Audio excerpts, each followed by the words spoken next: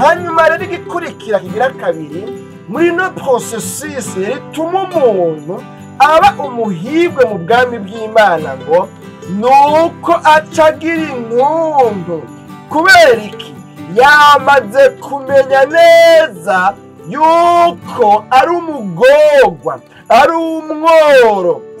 Imana yacu nidutabare. Iyi niyo ntambwe rero ya kabiri muri processus hindura umuntu akaba umuhigwe mu bwami bw'Imana.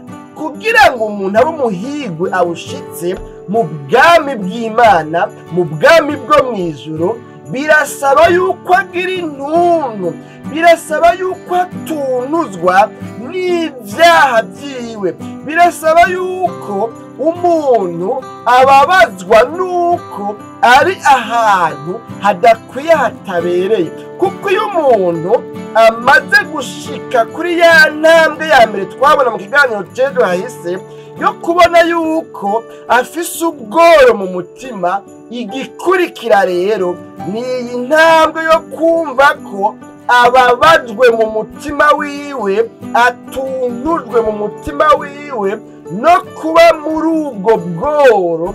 Imana yacu nidutabare. Kandi ndizera neza nta muntu ashobora kutababazwa n'ubworo, nta muntu atobabazwa n'ubukene bwiwe.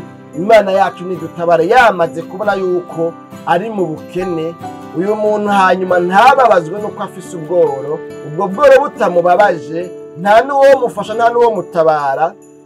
Imana yacu nidutabare.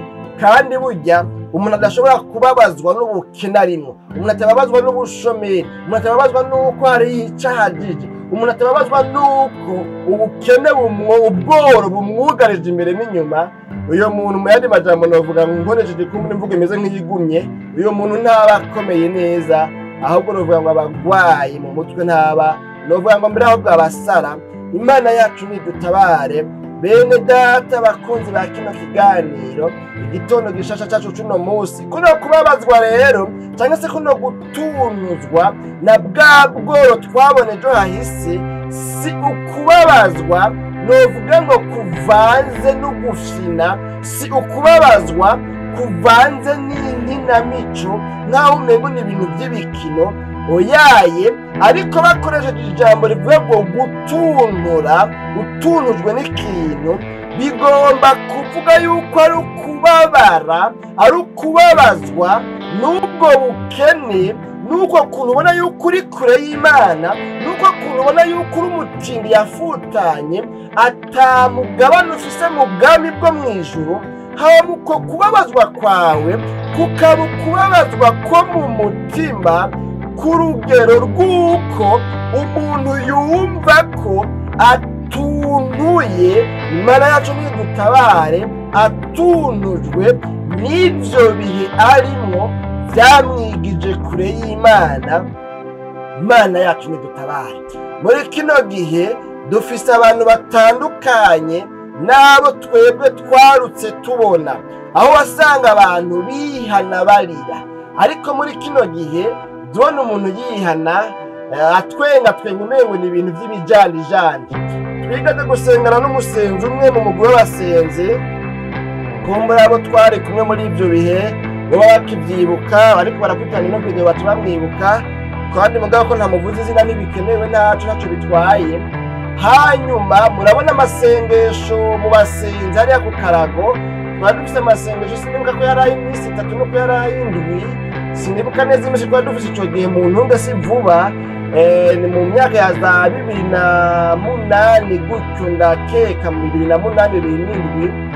Rero amasengesho ya mwene ubwo buryo y'abasenzi, mutangura amasengesho mwihana, akaje kose ukihana, ukaba wo kwihana igihe cyose gushika amasengesho aheze, ucibutse ucihana, wibutse ko hari icyo wagize ucihana.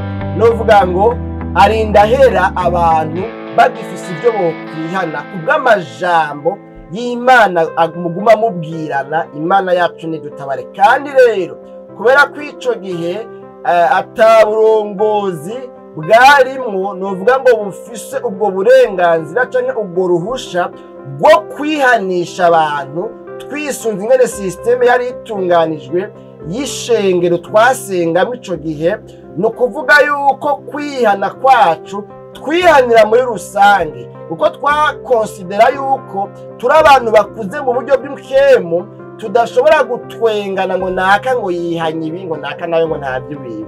Hanyuma rero habaho umuntu umwe tukihana, umwe wese akihana ijambo ry'Imana rivuzwe, hagaca abaho kwitunganya. Umuntu wese akavuga icamutsinze, agasaba ati Imana imbabarire, jewe kubwo ijambo rivuzwe nanjye nabaye umutsindwa, nanjye murangendera muri ibi, mpora mvuga gutya, muranitwara gutya. Hanyuma rero turagira gutyo. Sinibuka ngo hariho ku munsi ugira kabiri canke gatatu. Hanyuma rero haca haduka abamama bamwe.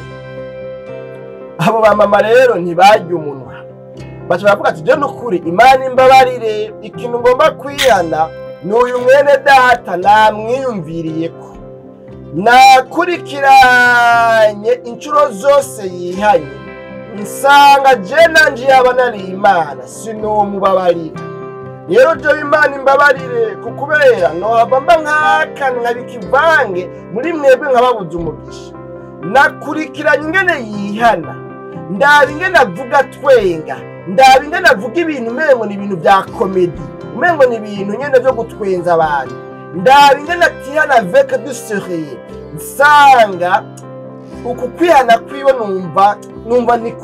numva nanjye ntikunyemeje. None rero jewe n'ukuri mu mbabarire, n'Imana imbabarire, sinamenyereye abantu bihana gutya, bihana umengo ni ibintu vy'ibijandijandi.